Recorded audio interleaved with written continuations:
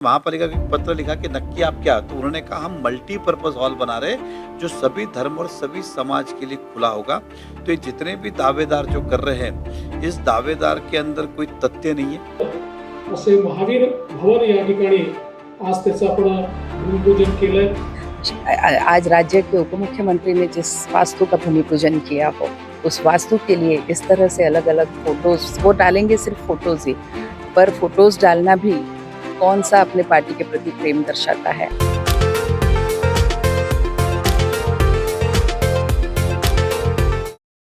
दोस्तों, साल 2023 में एक कार्यक्रम हुआ। कार्यक्रम था महावीर जैन भवन का निर्माण।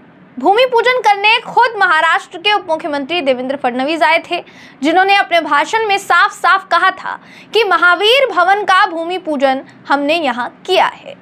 अब अगर आपके दिमाग में ये सवाल उठ रहा है कि आखिर मैं ये आपको अभी क्यों बता रही हूँ, तो आपको बता दूं कि इस समय सब कुछ छोड़ छाड़ कर मीरा भाईंदर में चर्चा इसी बात की शुरू है कि वो महावीर जैन भवन नहीं बल्कि सर्वधर्मीय भवन होगा। ऐसे में इस भवन पर जो बहस छिड़ी है वो क्यों छिड़ी है और अभी तक इस भवन को लेकर देवेंद्र फडणवीस के आने के बाद क्या क्या हुआ है, सब कुछ इस खबर में आपको बताएंगे। आखिर तक इस वीडियो को जरूर देखिएगा। दोस्तों नमस्कार, मेरा नाम है जयंती झा और आप देख रहे हैं MB लाइव। उप मुख्यमंत्री देवेंद्र फडणवीस के जिस भाषण का जिक्र शुरुआत में मैंने किया, दोस्तों बिना देर के सबसे पहले आपको उस भाषण का छोटा सा क्लिप दिखा देते हैं। वो वीडियो देखिए आप, उसके बाद हम आगे की बात करते हैं। दोस्तों ये वीडियो देखिए आप। आज अतिशय आनंदाची गोष्ट आहे की अनेक चांगल्या कामांचं उद्घाटन आणि भूमिपूजन या ठिकाणी आपण केलं। विशेषतः महावीर भवन, खरं म्हणजे आमचं जे मीरा भाईंदर शहर आहे या ठिकाणी सातत्याने आमच्या सर्व जैन आचार्यांचं, मुनिजनांचं वास्तव्य होत असतं आणि एक मोठं विचारपीठ आमच्या या मीरा भाईंदर शहरामध्ये विशेषतः जैन आचार्यांच्या माध्यमातून आपल्याला पाहायला मिळतं आणि म्हणून अशा सगळ्या लोकांची सोय होईल या दृष्टीने अतिशय सुंदर असे महावीर भवन या ठिकाणी आज त्याचं आपण भूमिपूजन केलंय।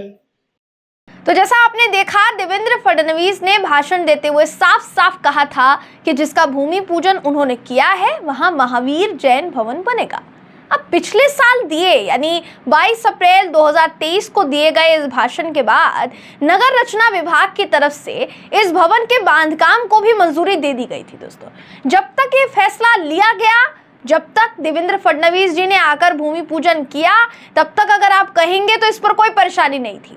2022 तक मीरा भाईंदर महानगर पालिका में सरकार खत्म होकर प्रशासक लागू हो गया था, लेकिन ऐसा कहा जाता है कि उसके बाद भी महानगर पालिका में खुद भारतीय जनता पार्टी का प्रभाव रहा है। लेकिन फिर इसी साल इस भवन की शुरुआत से लगभग 1 महीने पहले दोस्तों यानी 1 अगस्त 2024 को महानगर पालिका ने यह फैसला अचानक पलट दिया और फैसले को रद्द करते हुए इस भवन के लिए 5 करोड़ की जो निधि मंजूर थी उसे दूसरे प्रोजेक्ट के लिए लगा दिया। इतना ही नहीं दोस्तों, ये भी कह दिया कि भवन सभी धर्मों के लिए खुला रहेगा, यानी एक धर्म के लिए नहीं है। लेकिन अब इस सबसे इतर महावीर जैन भवन की शुरुआत विधायक गीता जैन ने कर दी है। ये शुरुआत जैन आचार्य भगवंत महाराज साहेब की मौजूदगी में की गई है। एक तरीके से इस भवन की नींव रख दी गई है, ये कहा जा सकता है।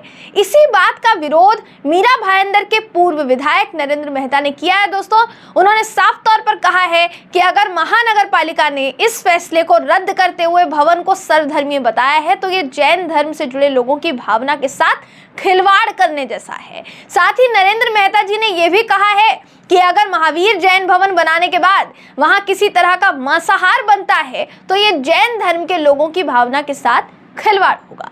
लेकिन उदाहरण दोस्तों, अगर राजस्थान भवन की बात की जाए तो यह हर भवन में एक देखिए नियमावली होती है। इस नियमावली में लिखा होता है कि मांसाहार बन सकता है या फिर नहीं, क्या क्या रूल्स रेगुलेशंस फॉलो हो सकते हैं या नहीं। तो अगर वो नियम पालन होता है फिर शायद मांसाहार का मुद्दा उठना नहीं चाहिए। लेकिन ऐसा भी नहीं है कि महावीर जैन भवन नाम देने के बाद वो सिर्फ और सिर्फ जैन भवन के लिए, जैन समुदाय के लिए या जैन धर्म के लिए ही खोला जाएगा। ऐसे कई भवन हैं उदाहरण के तौर पर जिसमें नाम देने के बावजूद भी उन्हें अन्य धर्मों के लिए भी खुला रखा गया है। तो आखिर नरेंद्र मेहता जी का विरोध है किस बात पर? सबसे बड़ा सवाल ये उठ रहा है। सवाल देखिए ये उठता है कि इस भवन का भूमि पूजन खुद देवेंद्र फडणवीस ने किया था, जिसमें उन्होंने साफ साफ कहा था कि भूमि पूजन महावीर जैन भवन का हुआ है। तो क्या मेहता जी अपनी ही पार्टी के बड़े नेता और महाराष्ट्र के उप मुख्यमंत्री पर सवाल खड़े कर रहे हैं? इसी विरोध को लेकर दोस्तों भवन की नींव रखे जाने के बाद गीता जैन ने अपने बयान में जवाब दिया, और जवाब देते हुए उन्होंने क्या कुछ कहा आपको वो भी सुना देते हैं। ये वीडियो भी देखिए आप। देखिए क्या होता है, कुछ धर्म विरोधी लोग होते हैं जिनका धर्म या तो पैसा होता है, उन्होंने कभी अपना धर्म तो पाला नहीं होता है, और धर्म क्या है उनको वो मालूम नहीं होता है। वो लोग आगे आके इस तरह का प्रचार करते हैं। दूसरा, प्रोटोकॉल से भी देखा जाए तो जो लोग ऐसे प्रचार करते हैं, आज राज्य के उप मुख्यमंत्री ने जिस वास्तु का भूमि पूजन किया हो, उस वास्तु के लिए इस तरह से अलग अलग फोटोज वो डालेंगे, सिर्फ फोटोज ही, पर फोटोज डालना भी कौन सा अपने पार्टी के प्रति प्रेम दर्शाता है। और जिन लोगों ने फोटो डाला है सभी बीजेपी की पदाधिकारी है, तो अपने ही, और जो चेहरा उनके पीछे है वो सभी को पता है, मुझे नाम नहीं लेना, लेकिन उनका चेहरा सभी को पता है। मैं उन्हीं को पूछती हूँ कि आप राजनीति में धर्म तो नहीं ला सकते, लेकिन धर्म की राजनीति तो मत करो। ये यूजुअली होता है जब इलेक्शन नज़दीक आता है और विरोधी पक्ष को भी ऐसा लगता है, और ये विरोधी तो अपने ही पार्टी से हैं जिनको ये लगता है कि मैं टिकट लूँ या दूसरा टिकट ले या किसको भी मिले। इच्छा रखना वाजिब है, सभी रखेंगे, किसी एक को टिकट भी मिलेगी, जिसको लड़ना होता है वो लड़ता भी है, उसमें कोई बंधन नहीं है।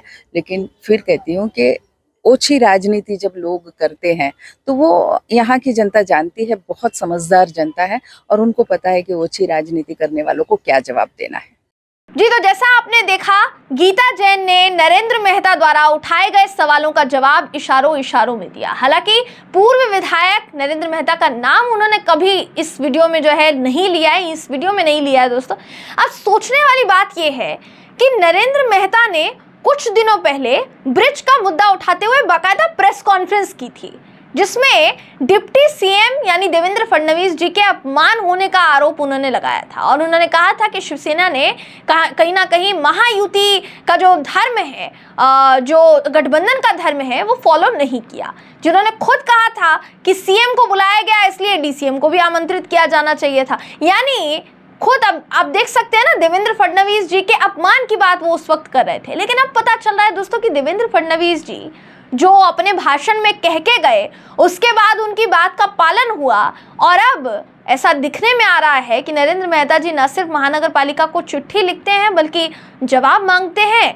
खुद ये कहते हैं कि ये भवन मीरा भाईंदर महानगर पालिका ने सर्वधर्मीय घोषित कर दिया है, इसलिए इस पर किसी भी एक एग्जैक्ट धर्म का अधिकार जो है वो नहीं होना चाहिए। महानगर पालिका की जमीन पर सभी धर्मों को मानने वाला ये जो भवन है इसका ही निर्माण होना चाहिए, ऐसा नरेंद्र मेहता जी कह रहे हैं। इसलिए दोस्तों ये जैन धर्म के लोगों की भावनाओं के साथ खिलवाड़ है, ऐसा उन्होंने साफ सीधे तौर पर कहा। अब आपको क्या लगता है, क्या यहाँ पर एमबीएमसी गलत है? देवेंद्र फडणवीस जी ने जो कहा था वो झूठ था, या नरेंद्र मेहता जी जो कह रहे हैं वो गलत है? आपको क्या लगता है, आपकी क्या राय है? कमेंट करके हमें जरूर बताइएगा। अगली वीडियो में आपसे फिर मुलाकात होगी, तब तक के लिए नमस्कार।